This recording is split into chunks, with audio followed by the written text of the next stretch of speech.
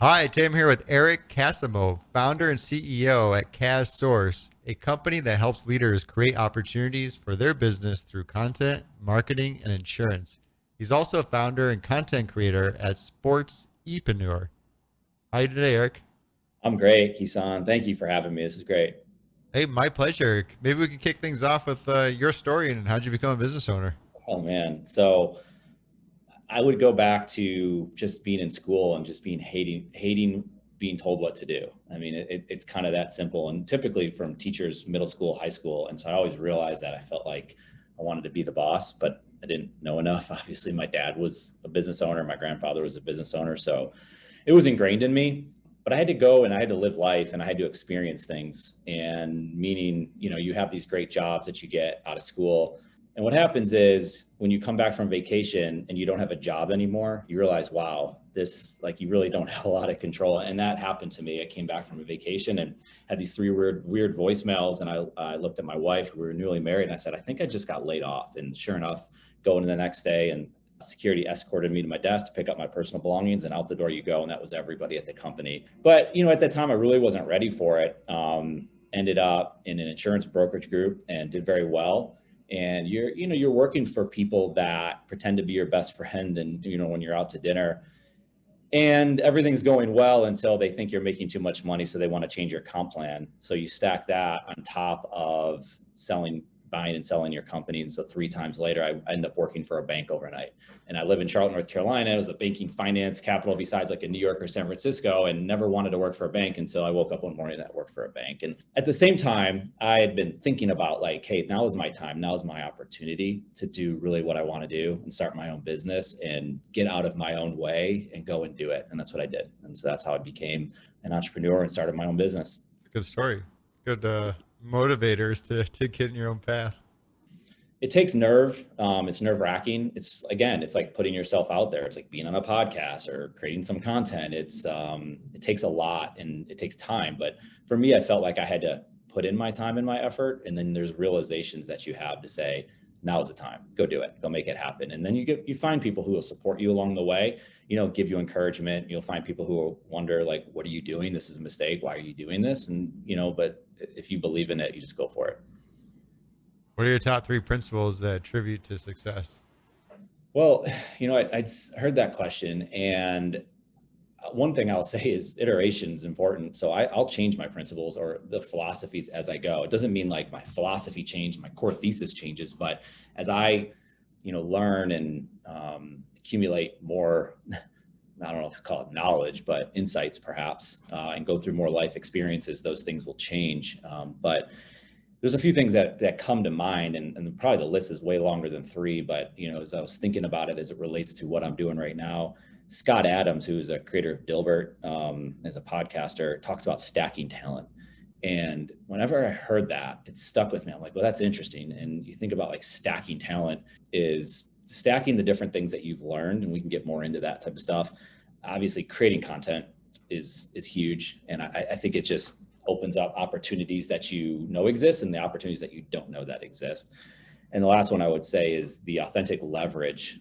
So building authentic leverage. Authentic is a word that's thrown around probably too much, and I probably shouldn't use it, but it's important because it matters. And authentic leverage, having that in your wheelhouse of what you do every day is also important. But kind of going on from that, I mean, it's just having a good mindset. Mental health is huge. So you have to really think about that on a consistent basis. And that goes into many things. And one last one. So this is not 3, but again, I'm just kind of giving some different topics that we can go down, is being useful, finding things that you can be useful doing, everything from doing the dishes to doing the work, to cleaning your office, to having great conversations, to being useful for other people. I think that's something that is undervalued a lot in everyone's day. And that also lends itself into the mindset that you have when you're doing things. So. I like you start off with this sort of underpinning principle around iteration because that's the Yeah. key to it. Is you got to keep pushing and learning and improving. Yeah. But this is where it gets fun. We're going to take your principles apart and Yeah. try to turn them into more practical how-to, so somebody can actually make it part of their daily practice. Yeah. Absolutely. Let's start with stacking talent. Yeah. Well, just look at it from the standpoint, I worked at an insurance brokerage company. So our clients were wealth managers at large wirehouses, banks, financial advisors, property and casualty agencies. And so like in the insurance business, you have to understand how to build a relationship. You have to understand the financial markets. You have to understand insurance companies. You have to understand how to communicate, how to sell. And then you start getting in the marketing side of things. You have to understand how to create content, how to build a website, how to have a conversation on video, how to have a conversation in person, and record that conversation and edit that conversation and publish it. So there's some of these things are small technical things, but others, communication in itself, technology, these are large overarching talents that someone can have. When you start stacking these things on top of each other, you become very unique in what you do. And that is what stacking is all about. That's in the talent side of things. But then you can just stack industries, right? So if you have an interest, let's say in insurance, and then you have an interest in the marketing world and content, all of a sudden now you're stacking different things that you do, and you can become the only person that does what you do. And I never really had thought about it that way. But when I started hearing it and thinking about it and reading more about it, I was like, this makes a lot of sense. And then you start looking around and you start to see all the individuals that are very unique in what they do. And it's because they've stacked all of these different things together. That word might not be used in that way, but you see it come out. And I think it's very applicable. I think anyone can look at, like, what are they good at, right? Someone might be really good at technology, but they're not good at communication, but they're really good at drawing. They're really good at graphic design. They're good at putting things together. That, who knows what those things are, but I think if people really take a hard look at what they're good at, they'll find this unique talent, as opposed to trying to be the best graphic designer in the world. Like, good luck. That's not easy to do. But if you're a great graphic designer and a great coder and a good bicycle rider, I don't know, like, you pick the thing, all of a sudden that becomes very unique to what that person can do. They can start building an app for bicycle riders that bicycle riders just love and have to have. And I think that's where the talent set came in. I mean, those ideas I'm just throwing off the top of my head right now, but yeah. Well, it's interesting because even being a leader requires a diverse set of skills. And I think you have a good point around acknowledging that, because understanding that allow you to challenge yourself to build different types of skills, which I guess I'm curious as a follow on is, how do you know what are the types of skills or areas that you should be focusing on? That's a good question. I feel like that took me a while to learn. Yeah. And it was stuff that I wasn't obvious. It was things that, hey, I tried this and then realized, like, wow, learning about organizational psychology was a lot better than reading about leadership in terms Right. of building leadership skills. Yeah. I think it's giving yourself some time, giving yourself some patience to explore and discover these things that like you said, like, sometimes it's obvious, other times it's not so obvious. And that is, you have to give yourself some freedom to think through it, and you have to have patience. So there's no doubt about it. And here's the other thing. If you think there's something there, lean into that, lean into whatever that is, and give that some time. If it's and you'll know sometimes, again, who knows, but you'll come across something to say, this is worth pursuing. So I want to lean more into this wall and knock this thing over. Or is this wall just like too hard and I'm not getting there? And maybe just put it to the side for a while and just get it off of your radar and just be done with that. But I think just giving yourself some time and some patience, and then leaning into whatever that thought is. And yeah, I mean, I guess it takes some, I guess it would be like some emotional intelligence of like how you're feeling about things. Is this worth going? And you're going to be wrong. I mean, right? Let's face it. Like, you're going to make mistakes. You're going to be like, why did I do that? I shouldn't have gone down this path, but you did. And so what can you do with it? What can you make of with it now? Everything's a learning experience that you can build on. What about when, in terms of forms or sources of learning and developing skills? How are you learning, you mean? Yeah, I mean, you can read books, you can find video tutorials now, you can network and find mentorship with other people you connect with. Is there anything in the terms of an approach to developing skills that you found work really well for you? Yeah, really, it's all of it.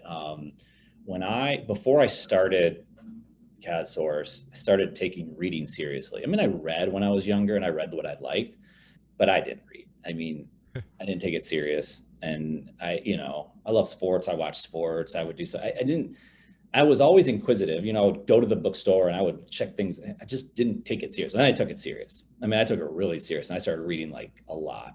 And then podcasts became a big deal. And I started listening to podcasts and I was just fascinated by, wow, there's just all this information out there and I could go learn about it or just listen or just, there's a lot of noise in your head, especially when you're thinking about starting something new. It's scary. And I would get these thoughts in my head that were they would take over. So the only way to block that out at the time, I have other ways of doing it now, but at the time was to read and to listen. More information helped me kind of balance myself, stay grounded.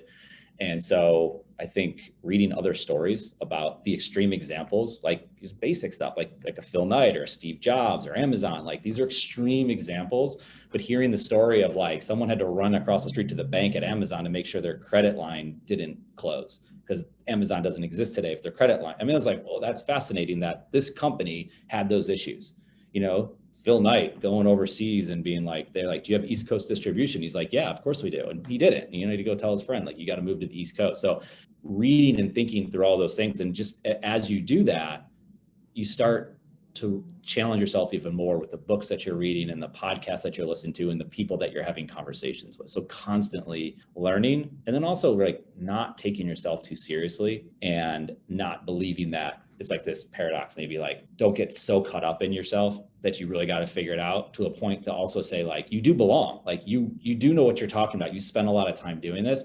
So taking chances, and instead of just learning all the time, because I've seen that before, like in the insurance business, you'll see these people with the alphabet after their name because they're designated out to the gills. That's great. I'm not saying that that's bad, but have they ever gone out and sold something, ever done something? And I'm not saying that they haven't done that, but at some point you have to take action. So you can sit back and learn and read everything in the world, but until you actually do something about it, well, that doesn't matter. So, it's also that it's just going out there and applying it and then iterating it. Doesn't mean like setting yourself up to fail, but it does mean learning and applying and just keep continuing on that. Those are great points. And I'm totally with you about reading. I did not understand the value of reading growing up until I got into my 30s and realized, whoa, this is how you learn. This is how you develop the skills you want. Right. You just need to know how to use it and pinpoint the areas that you want to develop. So totally agree. It took a long time for me to learn that. Yeah. Which goes into the next principle, because you made a good point that you can overlearn. And I noticed with my kids, I'm like, you just spent the whole day absorbing content, whether you're playing video games on YouTube, TikTok. I'm like, you need to create content. That's where the value is. Yeah. And I challenge them. My youngest, he got his phone back, or somehow he needed getting his phone back. But I'm like, try to do 50-50. Try to go create some content and challenge yourself a little bit. It's hard enough to get him to read. So that's like step one. But love to hear, how do you take creating content and make that into a practical practice? Yeah, well, you said it right there. It's so true. It's this consumption versus production time. And what I realized is I was the consumer. And early on when I was reading a lot, and it was like, well, wait a second, I can actually be on the production side. Well, that's going to take some nerve to actually go put yourself out there, and who's going to listen to me? Like, what do I have to say that's going to offer any sort of value? And then you kind of get out of your own way and you have conversations with people and they're intrigued by what you're saying. You're like, well, you know what? You don't have to do it for everybody. Like, not everyone can be Tony Robbins, or if that's what you want to be, or, any of these things. It's you have something to say, so say it. So get away from being on the consumption side and go produce something, write an article, just write something and see what happens. And so I agree with that, like from the kid standpoint, and looking at it from that elementary standpoint is don't be caught just being the consumer, actually go out and produce something. And so early on, it was like, I'm going to not just take in all the time. I want to have output. And I don't know what that means. I didn't know what that means. And sometimes you still don't, but you realize that you know what you can get from it. And then there's the unknown that you do not know that could happen. As an example, your team reaching out to say, Eric, we would like to feature you on this podcast. That doesn't happen if I don't have a website, if I don't have content, if I don't have a podcast that your team can go and listen to. It's a small example, but it's an example to say, if you put yourself out there, things can happen. Yeah. Is it a conversation? Someone could say, well, what does that mean? I don't know yet. Maybe it's just a conversation where I get to talk to you, Kison, and we learn from each other and have a good chat, and on we go. And who knows, or maybe there's something more that comes from it, from someone else that got to hear the podcast. Who knows? But I know that if you're out there in the production mode, good things can happen. I feel like creating content The hardest part is getting started. And as you go through it, you've probably seen this where there's this like velocity curve. It doesn't happen day one or first month. I think these days it's so competitive. You got to have your head in it for well over a year, and then you Sure. start seeing it, right? Yeah. How do you get to that person? Because I can remember myself, I spend months and months talking about doing a podcast, reading and researching before Yep. I actually hit the record button. Right. And I feel like that's the struggle point for most people. They have an idea, they swear they're going to start something soon, but then that starting point is gets pushed back further and further. Yeah, it's very hard to get started. And I mean, whether it's getting started starting a business or getting started creating content or whatever it is, that thing that is that you're doing. I mean, just go back to being a kid. Like if you want to take tennis lessons, my daughter was taking dance, going to dance, like that first day of school, it's really hard to do. So it's not a surprise that people would have a hard time doing it. Not to mention you have all these people that you know in your life, and all of a sudden you're going to put yourself out there in front of them with a podcast, a blog, a video, or whatever that is. It's scary, and people are going to laugh at it. People aren't going to like it, but maybe it's not for them. And so how do you get started? Like, it's hard to do it. There's no two ways about it. But I do know this, it's a path. Like if you go back and see anyone's beginning of their content, it's probably not their best content, right? Like no matter who that person is, that's okay. And there's so much being created now that you get to this point, and at least I had, that you just didn't care anymore. Like you care, but you're not thinking about the person and what they're thinking back at you. And if you are, then that's more stuff to work through. But I believe there's this path to better content. I really do. And I've seen it play out with, I mean, I guess you call them like, say, high-end, running large companies, or they've been very successful already. And they'll start with the bells and whistles and why we're such a great company to work for. And it's kind of like, this is crawling here. And but you know what? Go down this path, keep doing it. And then they open up. Then they tell the story. When they were working at the bar, two people walked in and they were mesmerized by what they were doing. And they reached out and they said, I want to learn from you. And then there's these other stories that, man, you didn't think that it was there, but it was there. And then it just starts coming out. And what happens is they get to this point and it becomes one of the best things that they do with their day is creating the content because of all the good stuff that comes with it. And what is all that good stuff? And it's endless. I mean, there's so many different. Did it make you money? Possibly. Maybe it just made you a better person. Maybe you're on this aim of just doing good things, of being useful, of training your team, of having new connections and having good conversations. That's the path you go down. But like you said, this doesn't happen overnight. So when we work with people and they're trying to get their story out, they're creating content, this isn't like some ROI you get in the first 2 weeks. And if that's what you're looking for, that's not the path. Then I would say, go buy some ads or go do some Facebook marketing. And not to say that those are bad, but try to go sell something, cold call people. This is just a different way of doing it. But that's that. That's true. You have to push yourself, get it going, start somewhere and build off of it because you will get better over time. And I think this also ties back to the first principle around stacking talent because you end up creating a lot of good, positive communication skills from doing it. Oh, yeah. Yeah. I mean, and that all leads to stuff, right? Like we have people here that found us on Twitter. Like I remember people would say like, Twitter's a waste of time or this social media. And social media is just a tool. That's all I see it. It's just a current day tool that you can do what you want with it. I mean, you can get real negative with it. You can have a lot of problems with it, but you create some content, you put it out there. Next thing you know, someone reaches out to you and you can engage with, they know a little bit about you. They know maybe you had an interest in sports or you traveled here, you went to school in Charleston, South Carolina, and they want to talk to you about that. Well, those are icebreakers. And those icebreakers lead to more things or you have more conversations. And so, okay, well, that's something to start a conversation about and end up wanting to work with you. So there's a lot in that. But yeah, I mean, all these different things add up to being, like you said, stacking these things that you've spent so much time learning. You might as well put it to use in a genuine way. Authentic leverage. Yeah. We touched on that a little bit already in a way. I'm on this podcast right now. That's what's an example of it. If leverage is, you can get something out of something else. Well, leverage is another word that could be negative, right? It could be like you're taking advantage of something. Well, I think of it as like in code or media, like if I could code something and I could go to bed and while I'm sleeping, the code's working for me. That would be awesome. That's like an app in the App Store.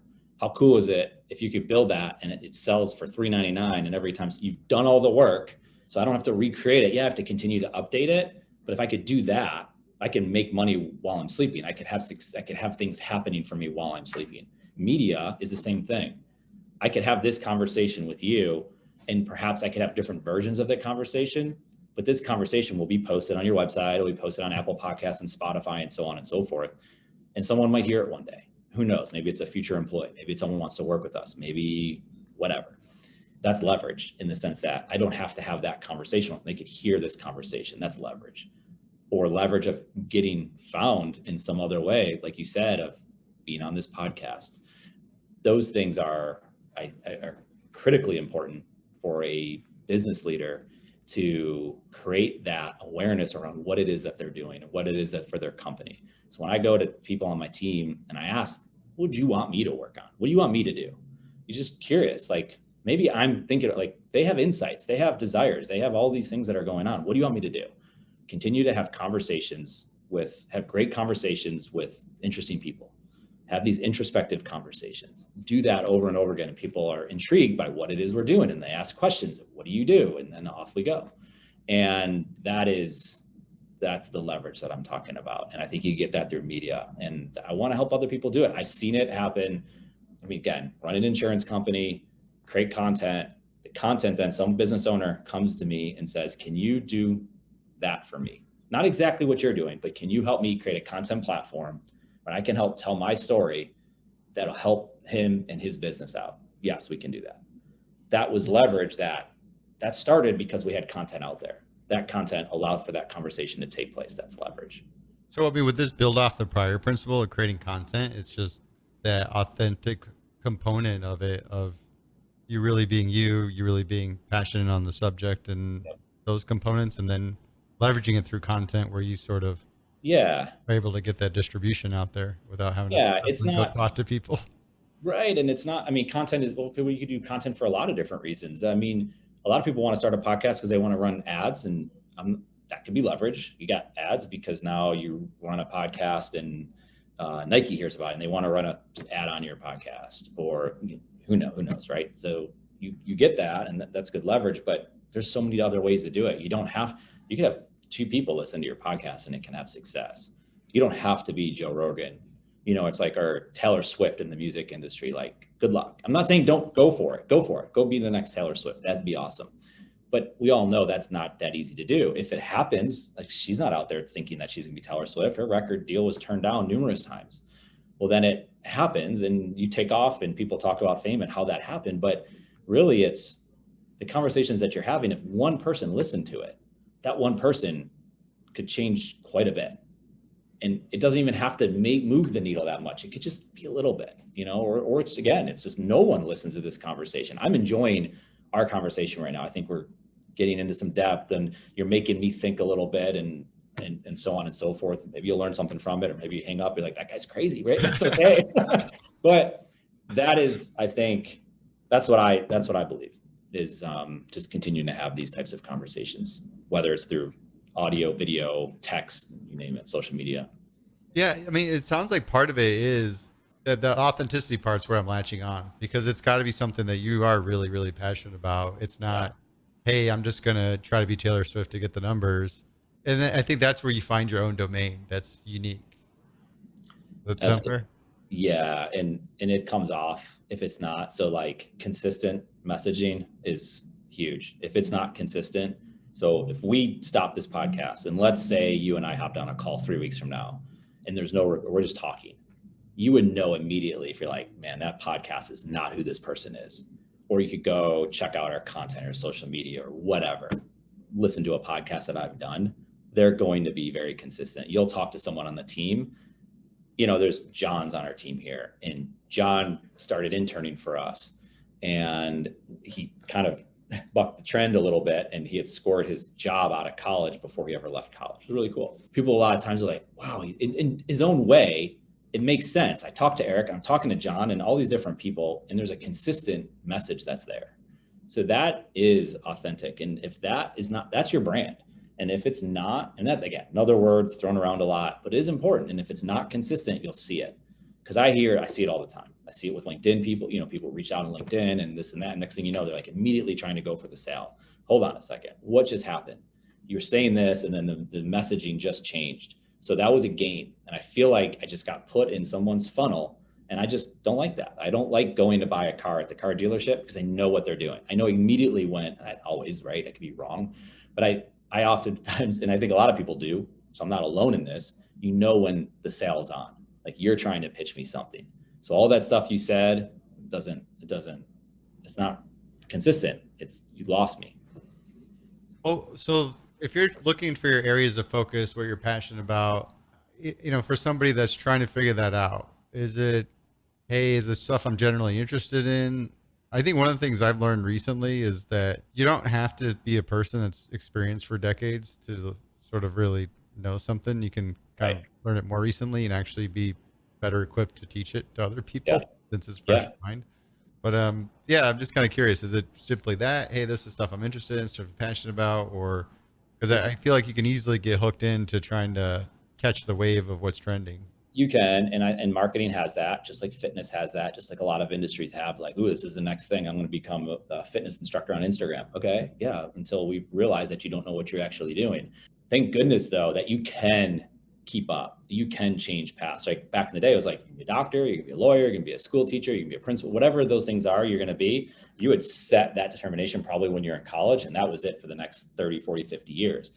And that, because information traveled at a much slower speed. Well, nowadays it's different. You really could go learn to whatever it is. You want to go learn to play the guitar, go learn to play the guitar. You want to learn how to be a better writer, go learn to be a better writer. All these things can happen. Sometimes it's out of necessity. I mean, I can give my wife as an example. A few years ago, she was diagnosed with celiac disease. Well, she's not feeling well. There's a lot of different things going on. She took it upon herself to learn about it. Well, now she's getting her master's in applied nutrition. So she's taking it to that next level. It doesn't have to be the thing that you studied for 20 years. You could be this person that's like, I don't know anyone else that knows as much as her about this topic, to the point where she was the one who diagnosed, with 3 kids, my 2 daughters, with celiac disease. She didn't diagnose them, but she was able to say, I want to get them tested. Well, it turns out they had celiac disease. Well, it was out of necessity that for herself. And if she didn't know, I don't know if my daughters ever would have been diagnosed, because she was able to advocate for them and push to get them diagnosed. And all of a sudden what starts happening is I'm trying to learn about it because I don't understand it, and I'm trying to figure this thing out. You start having conversations with people in and around the community where people have celiac, right? Celiac Disease Foundation, and on and on and on. You meet these amazing people, and all of a sudden these new doors are open to have, just, if nothing else, you have these amazing conversations with people that really understand where you're coming from. And there's this commonalities, common ground, whether I don't have it, but I can at least speak from someone who doesn't have it, that has a family that has it. And I'm just, but from my wife's standpoint, it's necessity that leads to all these things, to say, you're just passionate, ingrained in it. You just want to take as much in as you can and talk to more people. I like that example, because your wife found her passion through a problem she had to solve or overcome. Absolutely. Which is another unique way of looking at it. What are problems you're really passionate about solving? A lot of times that's it. They created the business. Well, I mean, again, going back to the extreme example, Steve Jobs is like, these MP3 players are a joke. And they were sitting in their room, like messing with them. And like, these are stupid. Like, we got to be able to create something better. And then they create the iPod. And then they iterate. And, now we have all these crazy devices that we can use and communicate with. And it's amazing what you can do with it. But it was like, I want to listen to music, and I don't want it to be this big pain in the butt to listen to music. So let's go create something for that. And, so I think, how do you do it? Again, I think it's leaning into it. Writing's another one, writing and talking. And whether you're writing just for yourself and you're journaling, or you're writing a blog post, or just who knows what you're going to do with that piece, just write. And I think if you can write through things, and you might have an idea, I would just say, go write about it, or go talk to someone, maybe hit the record button and then learn from it, think about it. Therapy, man, talk to someone else, talk to someone outside of your own world, have conversations with those people. And here's the other thing. There's no prescription for this. That's something else that I would say is, I would always look for early on, like, what are the 3 things? What do I have to do? What's the prescription? You got to tell me, like, where there's different variations of all these things. It's like, what's your own recipe? And you got to figure that stuff out. And, people will help you along the way, but there is no exact prescription. You can get pretty far with it, but if you're like looking for more and trying to do even different, who knows what you're trying to accomplish, there is no prescription, I don't think. Eric, what's the best mistake you've ever made? Man, what's the best mistake? Wow. Well, maybe I could go into, I'll keep it in like kind of the business thing and touch base on what we've been talking about here, but I was all in on this insurance business I was running and thinking about these other things to a point where I got everyone involved. And we had a very large insurance deal we were working on, and it was a good year in the making, and everything was coming to a head, and it was going to happen to a point where it did happen, right? Done deal, pretty awesome. Everyone in and around us was very excited, and I called some shots, right? I got some deals, I got some exceptions, and we got some things pulled off. And in the insurance industry, you have 10 days to free look a policy. This is life insurance, and it's very rarely ever used. And if it's used, it's not for these reasons. Well, I get a call on the 10th day. I'm sitting at my desk, and the individual I have a really good relationship with said, "You're not going to believe this, but he wants his money back." I thought he was, and this is the type of person that jokes a lot. I said, "You're just kidding. You're just joking." And I remember getting up from my desk, walking downstairs, sitting on a park bench. He was not joking. And I realized that there's a lot of people that lost out on this. And it was I guess financial, but a lot of time and effort, and you win some, you lose some. And that's the way business goes. And it really bothered me, but it was also the realization at that moment that I needed to go all in on this content thing that I've been talking a lot about, because I felt like we weren't in control. You're never fully in control, but we were like really not in the middle of this thing. And being that third party didn't feel right anymore. And it was time to do something else. So I still have the insurance company, and I'm more in it from a oversee vision relationship standpoint, like running the company, but my time and efforts in the content. And so I have good people who can handle the insurance side, but it was really seeing that I needed to go all in with this mindset of content and just go down that path and not get stuck into, hey, I could have just tried to fix that. No, it was time to, really do it. Gave you the push to pursue your passion. Absolutely. Yeah. Eric, thank you so much for your time today. I enjoyed this conversation and learning about your principles. Yeah, I enjoyed this as well. Thank you so much. I know it's a lot. I appreciate all this that you're doing, and podcasting. It's a big deal. It's a big deal for me when I started my business. And it's a reason why I got into podcasting, quite frankly, because I knew it helped me and it could help someone else, even if it's just someone on my team. So you doing the same thing, it's pretty awesome. So thank you. A lot of fun too.